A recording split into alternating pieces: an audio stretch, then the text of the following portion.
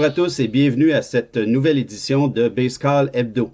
Cette semaine, on en est à la 3e semaine d'activité dans le baseball majeur. Et ici à Baseball, ce qu'on fait, c'est une petite révision de ce qui s'est passé. On vous présente aussi des bouquins. Si vous aimez lire sur le thème du baseball, eh bien, ne vous gênez pas.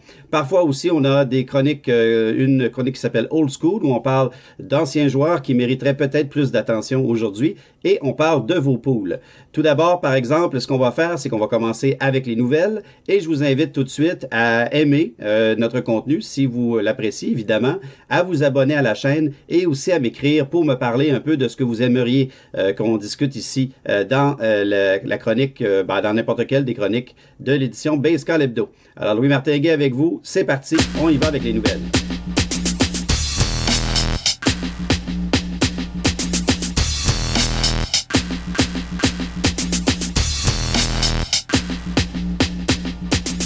Aux nouvelles cette semaine, il y a eu du vraiment beau dans le baseball majeur. On a terminé la 2e semaine avec un match sans point ni coup sûr de la part de Joe Musgrove, le premier dans l'histoire de San Diego. J'en avais mis un tout petit extrait à la fin du dernier Baseball. Et cette semaine, on a eu quelque chose de magnifique mercredi soir, alors que Carlos Rondon, qui revient de toutes sortes de blessures, quelqu'un qui a eu une carrière vraiment compliquée jusqu'à maintenant, mais qui a un potentiel fou, a réussi à nous amener jusqu'à la 9e manche avec un match parfait en main.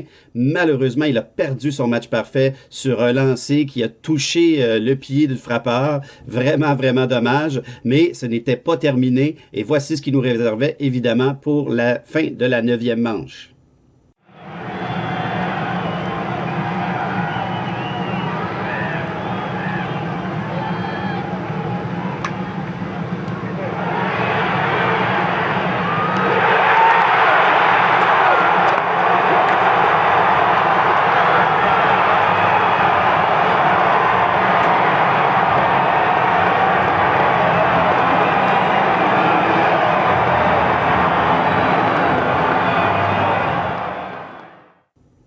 Un match sans point ni coup sûr pour ce gars-là, c'est tout à fait magnifique. Vraiment, Carlos Rondon, je vous en parlais dans la dernière édition de Baseball pour votre pool, mais au-delà vraiment du pool, ce gars-là a peut-être une belle saison devant lui. En tout cas, on lui souhaite avec tous les sacrifices qu'il a fait pour revenir au jeu. Vraiment, une superbe histoire et ça nous a donné un beau mercredi soir de baseball.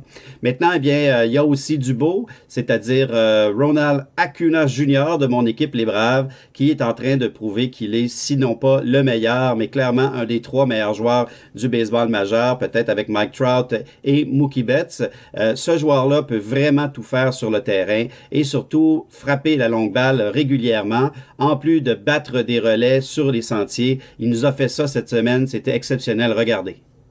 That he has said really opened his eyes to some new pitching philosophy, and he's underway tonight on the road. A first pitch swing by Acuna. Hustling all the way. That's a routine ground ball to short that Acuna somehow beats out. Watch him get out of the box. I mean, a rocket ground ball, you do not see this. And Didi, the Gold Glove type shortstop with a rocket, and beats it. Quelle vitesse incroyable! Il a couru à plus de 31 mètres secondes, 31 pieds secondes, pardon. Eh bien, c'est vraiment, vraiment extrêmement rapide parce que si vous regardez, ça lui a pris même pas 5 secondes, 4 secondes et demie de se rendre au premier but. Il a battu un roulant de routine qui, oui, effectivement, de la part de Didi Gregorius, a pris un peu de temps à sortir peut-être du gant. Il a fait peut-être un pas de trop, mais habituellement, presque n'importe quel joueur est battu sur ce coup-là, à part peut-être Tim Locastro. Et ce qui est intéressant, c'est d'avoir vu Locastro, superbe coureur dernièrement, courir les buts et réussir à battre le record de Tim Raines pour le nombre de buts volés de suite sans se faire retirer. Et bien, le lendemain, Ronald Acuna Jr. courait à la même vitesse que Locastro. Mais ce qui est particulier avec Ronald Acuna Jr., c'est qu'il a en plus la capacité de frapper très loin des circuits, des doubles, des triples. Il est un champ droit, un des meilleurs des majeurs, sinon le meilleur. Alors vraiment, c'est un joueur complet, magnifique. Il faut absolument regarder ce gars-là jouer. Et présentement, il est dans une bonne séquence. Il ne va pas jouer comme ça toute l'année. Alors, il faut en profiter pendant qu'il est là. Regardez les circuits cette semaine. Il y en avait partout, partout, partout. Regardez ça. Tonight. 1-1. In the air. That's well hit. That's down the line. The ball is gone. He does it again. In the air, left center field. Marte just admires that baby.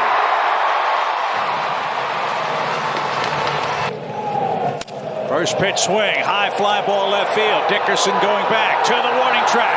That ball is gone. A majestic home run for Acuna. And just like that, the Braves are back in the game.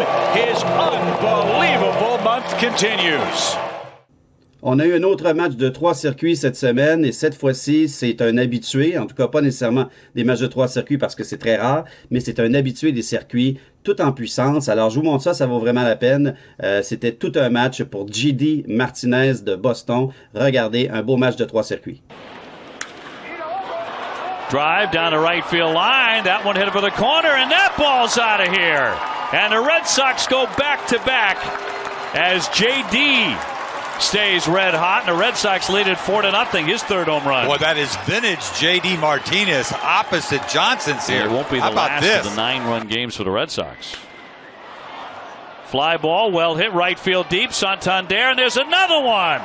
Into the stands for J.D. Martinez. Another drive. Oh, no. Out to center, back it goes. That's a home run. J.D. Martinez with his third home run today. Tout un frappeur, JD Martinez, un de ceux justement qui a profité grandement de ces nouveaux entraîneurs, ces nouveaux gourous du baseball qui ont retravaillé avec lui longuement son élan après qu'il soit parti de Houston sans n'avoir rien réussi de bon. Et depuis qu'il est arrivé à Boston il y a quelques années, il est vraiment un frappeur exceptionnel. Bien sûr, on peut le critiquer, j'ose le critiquer parfois en disant qu'il n'y a pas vraiment sa place en défensive. Alors c'est un peu entre guillemets un demi-joueur, mais il est tout un frappeur et tant qu'on aura le règlement des frappeurs désignés, JD Martinez aura vraiment sa place dans le baseball et je pense pas que c'est prêt d'arriver qu'on mette de côté ce règlement-là. Bien au contraire, il risque, bon malheureusement, mais il risque quand même d'être étendu à toute la Ligue nationale éventuellement. Alors JD, très très belle semaine pour lui, surtout ce match-là. Et un autre qui a eu, je dirais, un beau 2 semaines, et vous allez dire que je ramène ça souvent à mon équipe préférée, les Braves d'Atlanta, mais ils ont été vraiment dans l'action cette semaine, non pas parce qu'ils ont gagné des matchs, parce qu'ils vont assez mal en général, mais il y a le bon vieux Kung Fu Panda qui est revenu à la charge encore une fois. Ce qu'il a fait, c'est un peu c'est très particulier parce que c'est plus que rare. C'est une des premières fois dans l'histoire du baseball majeur, mais il a réussi à frapper 3 circuits comme frappeur suppléant lors des 2 premières semaines de jeu au baseball. Ça s'est jamais vu. Et puis en plus que Pablo Sandoval en a pas frappé beaucoup dans les dernières années. On pourrait même dire qu'il était considéré comme un frappeur avec un bon œil, capable de faire contact, mais c'était pas pour sa puissance. Alors, il a frappé vraiment 2 circuits importants lors des matchs précédents. Et cette semaine, il y avait encore quelque chose à nous donner jeudi contre les Marlins de la Floride. Regardez. First pitch swing, fly ball left. Dickerson back.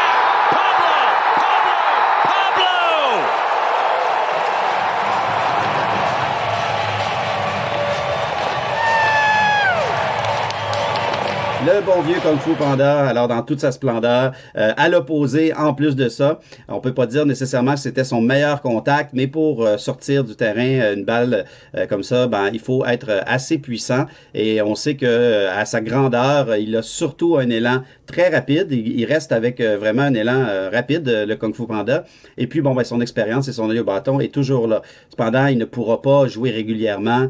Il est voué à une place sur le banc. Mais comme frappeur désigné ou frappeur suppléant, vraiment, je pense qu'il peut faire un travail acceptable à ma grande surprise. Parce qu'honnêtement, je n'avais pas gagé sur ses capacités cette année. Mais il est vraiment revenu et puis je dois lui lever ma casquette. Pour ce travail-là jusqu'à maintenant, vraiment bon. Il y aura d'autres moments dans l'année où il y aura un peu de difficultés, mais là, il faut en profiter. Le Kung Fu Panda est revenu. One in the front, one in the back. Mancini, first pitch swinging, drive, deep right center field, way back. It's out of here. Trey Mancini with his first home run of the season. Well, a lot of cutters from Richards. One thing we've told you, 35 home runs last full year, and after missing last year with colon cancer, recovery from that and treatment. Bien, tout n'a pas bien été dans le baseball majeur cette semaine. Malheureusement, on aurait bien aimé une semaine sans trop de heurts, mais malheureusement, le baseball majeur lui-même et ses reprises vidéo sont revenus à la charge encore une fois. Après la controverse de Michael Conforto il y a à peu près 8 à 9 jours, eh bien, il reste que quelques jours après, il y a eu un autre problème et encore pire, je crois, à ce moment-là, par rapport aux reprises vidéo. On est allé du côté des Phillies de Philadelphie avec Alex Bond qui, lors de la dernière manche du match, a réussi à se rendre au 3e but et le frappeur suivant a frappé une chandelle dans le champ gauche. Lorsque Marcell Ozuna s'est emparé de la balle, il l'a lancé tout de suite à Travis d'Arnaud, le receveur des Braves d'Atlanta. Et Travis d'Arnaud, dans son balayage, a commencé un peu à couvrir le marbre et a peut-être empêché Alex Bond d'y toucher. Mais ce qui fait que Alex Bond nous a fait une version des derviches tourneurs et il a même pas glissé. Il a essayé de contourner le gant de Travis d'Arnaud et ça a donné quelque chose de peu absurde. Et par le fait même, il n'a même pas touché au marbre, finalement. Il n'a même pas compté le point avec son pied. Et donc, l'arbitre a déclaré sauf. Pourtant, il était très bien placé. Alors, je me demande vraiment ce qu'il a vu. Et ce qui est arrivé, on est allé à la reprise vidéo. Cependant, même avec la reprise vidéo, les gens à New York ont décidé qu'il n'allait pas renverser la décision. Et là, c'est complètement absurde. Tous les réseaux sociaux, évidemment, tous les médias se sont mis sur le dos du baseball majeur à ce moment-là, et avec raison. Et ça a fini que, les Braves ont perdu ce match-là, et ils avaient raison d'être vraiment très, très choqués par le scénario, d'autant plus que cette fois-ci, il n'y avait pas de doute. Le pied n'a jamais touché le marbre, et il n'y aurait jamais dû avoir un point là-dessus. C'était de toute évidence un retrait. Et après la bévue avec Conforto, qu'on n'a pas pu reviser pour des raisons de règlement, alors on ne peut pas réviser une décision d'arbitre sur un lancer. Le match a pris la tournure que l'on connaît, celui des Braves d'Atlanta. Ensuite, il y a eu une bévue avec Stephen Piscotty de Oakland qui a frappé une très, très, très, très, très longue fausse balle. Cependant, ça a pris du temps avec les arbitres pour décider si c'est un circuit ou une fausse balle. Piscotty a eu le temps de tourner autour des sentiers, est venu croiser le marbre. On est allé à la reprise vidéo. Ça a pris un temps fou pour finalement décider que c'était une fausse balle. Encore là, un problème. Et ça, on va aussi oublier de mentionner tous les problèmes qu'on a à vraiment valider les courses sur les buts, des aberrations. On va utiliser la reprise vidéo pour voir si la main d'un joueur, lorsqu'il essaie de voler un but ou revenir à un but, a quitté pendant une fraction de seconde. La paume de sa main a quitté le but. À ce moment-là, on va le déclarer retiré. C'est pas pour ça qu'on a mis des reprises vidéo. C'est pas pour valider les micros centimètres ou les millimètres qu'il y a entre la paume de la main d'un joueur qui glisse au 2e but et le but. C'est vraiment pour être capable d'éviter les jeux controversés. Et là, lorsqu'il y a jeu controversé, il semble bien que le système au baseball est totalement déficient. Et dans ce contexte-là, il y aura vraiment quelque chose à faire. Présentement, c'est un des sujets de l'heure. Et les ligues majeures de baseball, et encore là, j'avais critiqué Conforto cette semaine et je critique encore les Phillies de Philadelphie qui ont joué la game en faisant semblant qu'ils n'avaient rien à déclarer par rapport à la problématique. Donc, Girardi, le génie, a dit, finalement, je crois qu'il a peut-être touché avec le petit bout de son orteil. Donc, ils ont tourné ça un peu au ridicule et je trouve que c'est un peu n'importe quoi parce que ces gens-là font partie, entre autres, de la même union. Ce sont des joueurs qui jouent ensemble, qui devraient avoir à cœur que les structures comme les reprises vidéo soient le meilleur possible dans le baseball majeur et ne devraient pas jouer de game lorsqu'il y a une problématique de ce genre-là. Ils devraient, comme l'équipe qui a été lésée, essayer de mettre tout en leur possible pour améliorer le baseball. Et lorsqu'ils jouent les fins finaux, en faisant semblant que tout est correct finalement, ou en ne voulant pas critiquer pour avoir une amende, j'imagine, du commissaire ou de vouloir diminuer le fait qu'ils ont gagné un match, tout le monde se tire dans le pied dans ce temps-là. Alors, il faut vraiment que l'association des joueurs qui est censée être assez forte, parce qu'ils font des pressions très souvent pour les salaires, mais fasse aussi des pressions pour la qualité du jeu, non pas juste pour leur propre portefeuille. Et de l'autre côté, il faut que les propriétaires et puis le commissaire se prennent en main, mettent leurs pantalons, mettent leurs culottes et décident de faire quelque chose chose de beaucoup plus efficace. Présentement, il y a un problème lorsqu'on va à New York, on ne sait pas trop qui est l'arbitre là-bas, qui revise exactement le jeu. Est-ce qu'ils sont capables de contredire un collègue qui est sur le terrain et le faire mal paraître? Tout ça, là, c'est vraiment un gros questionnement. Et il y a une chose qui est sortie qui pourrait être intéressante jusqu'à maintenant dans ce que j'ai lu, c'est qu'il y aurait la volonté peut-être d'avoir des arbitres à New York qui n'ont pas vu le jeu et qui le voient pour la première fois lors de la reprise. Et donc, ils ne connaissent pas, surtout qu'ils ne savent pas quelle a été la décision de l'arbitre. Alors, ils pourraient, de façon complètement neutre, reviser le jeu et ne pas se demander s'ils vont faire mal paraître leurs collègues ou pas et rendre leur décision. Alors, à ce moment-là, on aurait vraiment de plus grande neutralité et peut-être, je dis bien peut-être, qu'on pourrait éviter les aberrations. Il y a eu d'autres grandes aberrations cette semaine sur les circuits aussi, si vous avez vu ça. Des circuits qui ont clairement franchi les lignes de démarcation des clôtures au champ gauche et au champ centre. Le juste continue. On donne un double. On va même reviser, alors que c'est évident, même sur la reprise vidéo de la télé, de MLB TV, eh bien, que la balle a franchi. Et non, on donne pas le circuit. Alors vraiment, il y a quelque chose à faire. Et ça, ben, c'est gros zéro encore une fois pour le baseball majeur et pour le travail qu'ils ont fait sur les reprises vidéo. Alors, il faudrait vraiment, vraiment corriger ça parce qu'entre-temps, le baseball fait rire de lui et avec raison. Il faut vraiment y arriver à trouver une solution. Alors, c'était ça les nouvelles de notre semaine. On y va tout de suite avec la petite chronique littéraire. Alors, je vous propose un beau livre cette semaine, un livre vraiment pour tous et que je vous conseille fortement. C'est parti. Alors, lecture.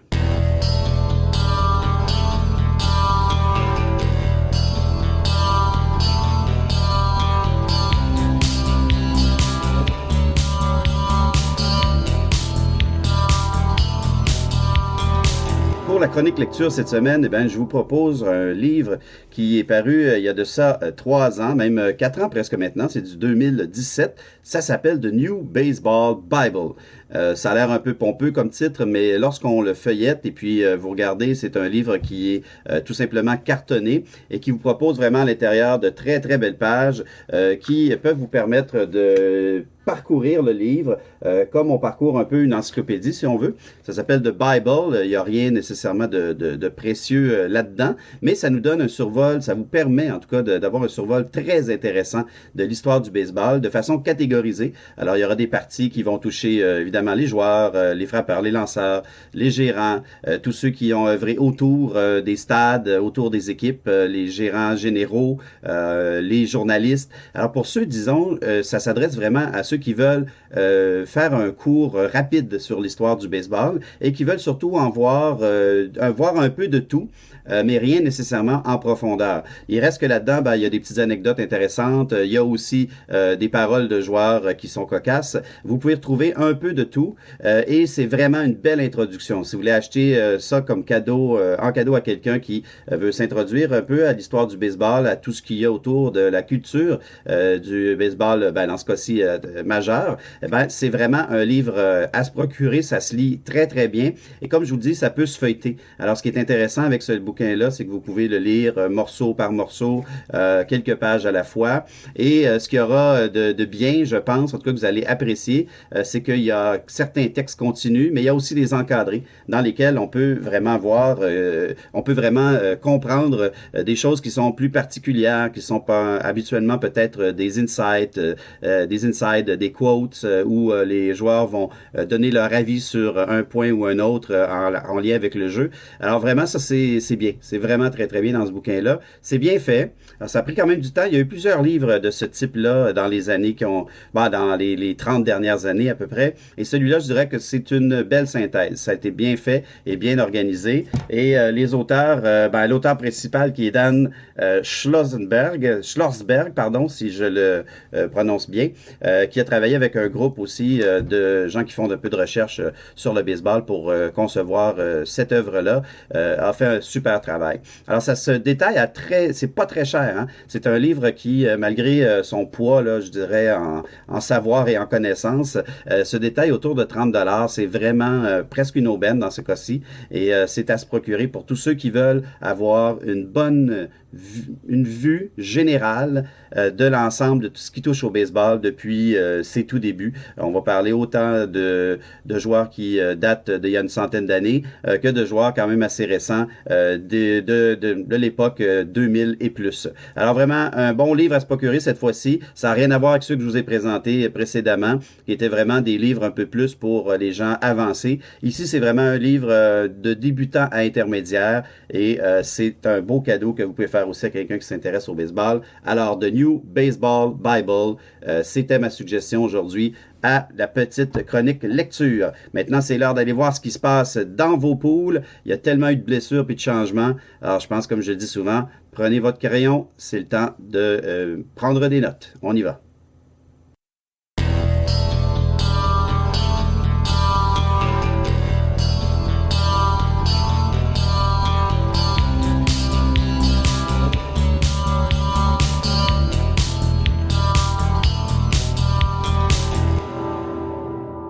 C'est maintenant l'heure de la chronique Mon Poule et j'ai mon assistante avec moi, ma belle grande fille, Clémence. Ça va bien, Clémence? Oui, allô les gars. C'est pas juste des gars, des fois c'est des filles aussi qui aiment le baseball. Oh, okay. Ben oui. Clémence va m'aider, va nous donner les noms des gens qu'il faudrait prendre en considération pour vos poules. Si vous avez perdu des lanceurs, entre autres, on sait que Max Fried est blessé maintenant. On sait que aussi Cody Bellinger pourrait rater un petit bout de la saison. Ça me fait mal parce qu'il est dans mon pool personnel. Mais je vais vous donner, comme à l'habitude, 2 lanceurs partants, 2 releveurs et 2 frappeurs. Tout d'abord, avec les lanceurs partants, quel est notre premier choix, Clémence? Alex Cobb. Alex Cobb, ça fait longtemps qu'on n'a pas entendu parler d'Alex Cobb. Il avait été très très bon avec Tampa Bay au départ, avant qu'il subisse sa grosse blessure et qu'il doive passer par la fameuse Tommy John Surgery, donc cette opération-là qui nous laisse sur le carreau pendant bien longtemps. Alex Cobb a été un lanceur d'élite ou presque lorsqu'il s'est blessé il y a de cela 4 ans. Et maintenant, il a une deuxième chance. Il en avait eu une avec les Orioles de Baltimore. Ça n'a pas été génial, mais avec les Orioles, on n'a tellement pas de support que gagner des matchs, c'est pas évident.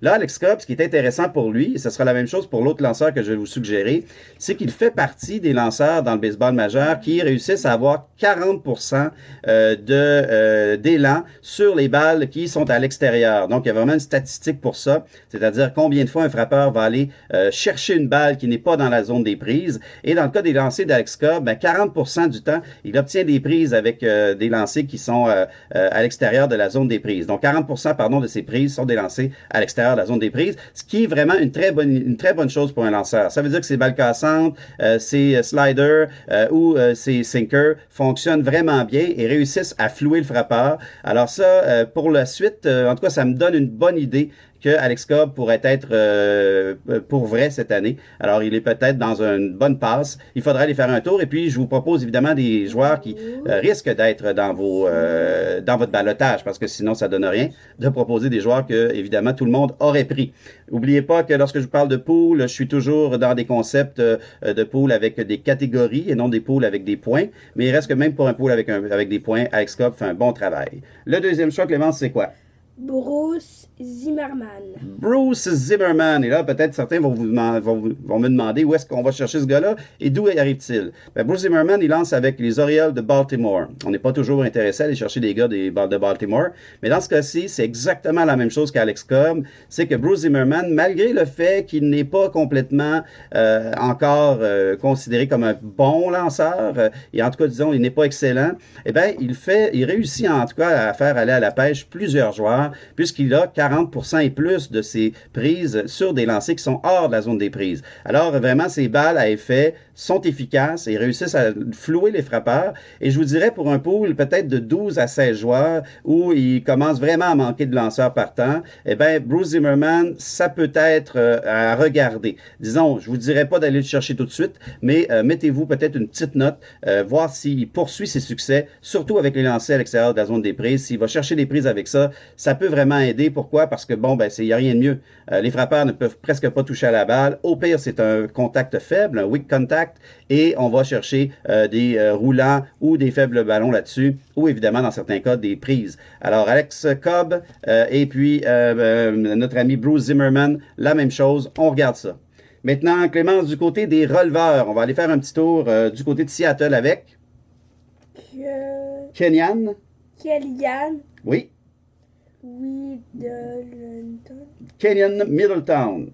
Alors, on pourrait le prononcer Middleton parce qu'il n'y a pas vraiment de W. Mais Kenyon Middleton, ce qui est bien, c'est que cette semaine, il vient de réussir sa 2e sauvegarde. Et est-ce que ça veut dire vraiment qu'il va devenir le lanceur par excellence de Seattle pour fermer les matchs? Ce n'est pas une garantie. Mais si vous voulez aller chercher rapidement des sauvetages à faible coût, des cheap saves, comme on les appelle, eh bien, ça pourrait être intéressant de sauter sur Middleton, qui doit être pour l'instant libre, en tout cas dans vos poules. Sinon, ben, même s'il redevient 2e, Seattle risque de gagner quelques matchs cette année. C'est pas une équipe qui va finir dans les bas-fonds, ou en tout cas, s'il termine dernier, ce sera peut-être pas avec 100 défaites. Alors, il y aura des sauvetages à Seattle, et Middleton sera peut-être celui qui va obtenir les sauvegardes ou les holds. Regardez sur ce bonhomme-là, vraiment intéressant jusqu'à maintenant pour quelqu'un qui va se retrouver au ballottage. Il va probablement strictement rien vous coûter. Ensuite, le 2e, c'est un lanceur qu'on connaît depuis un bout. Il est régulièrement très bon, mais c'est la même histoire avec lui. On ne sait jamais où il se positionne dans son équipe. Et qui est-ce que c'est, notre 4e choix? Lou Trevino. Lou Trevino. Alors, Lou Trevino, ben, c'est un bonhomme qui a fait ses classes, qui est avec Oakland depuis un bout. Il y a eu des saisons exceptionnelles comme lanceur qui venait en relève courte, soit à la 7e ou la 8e manche. Et là, ben, il a attrapé, je dirais pour l'instant, le contrat de sauvegarder les matchs à Oakland.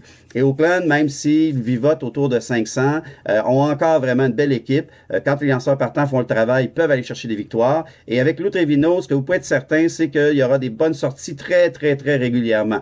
Il va en échapper une de temps à autre, comme plusieurs lanceurs vont le faire. Mais on peut considérer que Lou Trevino est un lanceur, je dirais, qui est, sans être dans le top tiers, qui est un lanceur très, très respectable pour finir des matchs. Et au pire, encore là, même chose. Si vous vous retrouvez avec Lou Trevino qui perd son job de stopper, eh bien, il va sûrement vous faire quelque chose de très bien d'un point de vue des holds éventuellement. Maintenant, j'ai des frappeurs pour vous et comme je le fais souvent, j'essaie de trouver des frappeurs qui sont peut-être encore sur le ballottage et qui vous coûtent presque rien. Et ça, dans ce cas-ci, deux frappeurs qui vont pouvoir venir dans votre alignement à l'avant-champ, boucher un trou et peut-être encore plus. Le premier frappeur que moi, en tout cas, j'aime beaucoup depuis longtemps, comment il s'appelle? Encore une fois, Jed Lowrie. Jed Lowrie. Jed Lowrie, vraiment, c'est un excellent joueur, un frappeur professionnel, quelqu'un qui donne du fil à retordre à presque chacune de ses présences au bâton. C'est un joueur que j'adore. Ce n'est vraiment pas une grande vedette, mais il fait vraiment un bien fou à une équipe lorsqu'on le met dans les 3 ou 4 premiers frappeurs. Il se rend sur les buts, fait contact. Alors vraiment, Jed Lowrie, il faut considérer que malgré le fait qu'il a eu beaucoup de blessures et a eu de la difficulté à terminer ses saisons correctement, ou à même les commencer, il y a même 4 ans, je crois, il n'avait même pas commencé la saison. C'est quelqu'un qui a réussi plus d'un coup sûr par match lors de ces 3 dernières saisons. Alors ça, c'est vraiment important de considérer et il est encore parti pour ça. Je dirais même que présentement, Jed Lowrie est dans le top 10 des joueurs pour apprendre pour un pool. Ça va vraiment pas rester jusque-là. Il va peut-être reculer, je dirais, à l'extérieur du top 50, mais il va rester un deuxième but de qualité. Sa seule faiblesse, c'est qu'il ne joue qu'au deuxième but. Alors, si vous n'avez pas vraiment une ligue à 16 joueurs, ou vous n'avez pas vraiment des endroits spécifiques pour mettre vos joueurs d'avant-champ, peut-être un slot, comme on dit, d'utile, de joueur utile, si vous auriez une place pour Jed Lowrie. Mais si votre deuxième but est blessé, allez tout de suite le chercher, n'hésitez pas. Et notre dernier joueur pour aujourd'hui, pour votre pool, Travis Shaw. Travis Shaw. Cat. Oui, le chat, le cat. Travis Shaw, lui, ben, on est habitué d'en entendre parler. On y croit rarement, malheureusement. C'est quelqu'un qui a commencé une belle carrière il y a à peu près 5-6 ans. Faut pas oublier qu'il est il n'a que 29 ans, alors il est loin d'être fini, Travis Shaw. Et il frappe quand même dans une équipe où on a beaucoup d'autres joueurs qui sont très, très talentueux et qui se rendent sur les buts. Alors, tant qu'il va frapper à Milwaukee, dans les positions 5-6, 4-5-6, vous allez avoir de la production de Travis Shaw. Et depuis le début de l'année, il peut jouer au premier but, il peut jouer au troisième but. Il ne devrait pas être votre premier, ni votre premier but, ni votre premier troisième but, mais il pourrait être facilement le remplaçant.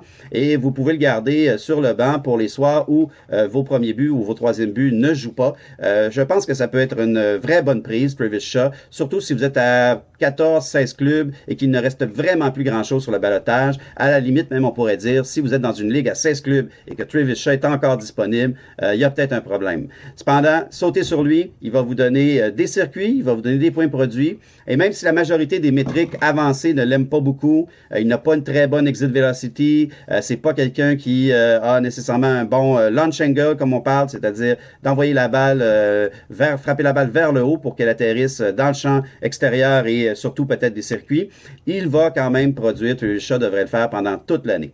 Alors, c'était tout pour votre pool, et puis mon pool aussi, et peut-être le pool de Clémence un jour. Ouais, bye bye mon chat. Et à la prochaine, c'est maintenant l'heure de passer à la conclusion de l'émission et on se laisse sur une coupe de claques de Travis Shaw juste pour vous donner le goût.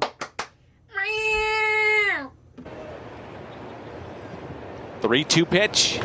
Hammered out to deep right. And a long one off the bat of Shaw. 3-run bomb. Remember that? I do. Well, Shaw got that one on the barrel. Deep left center field. Got some carry. And this one's going to fly. Travis Shaw just leans down and serves one out.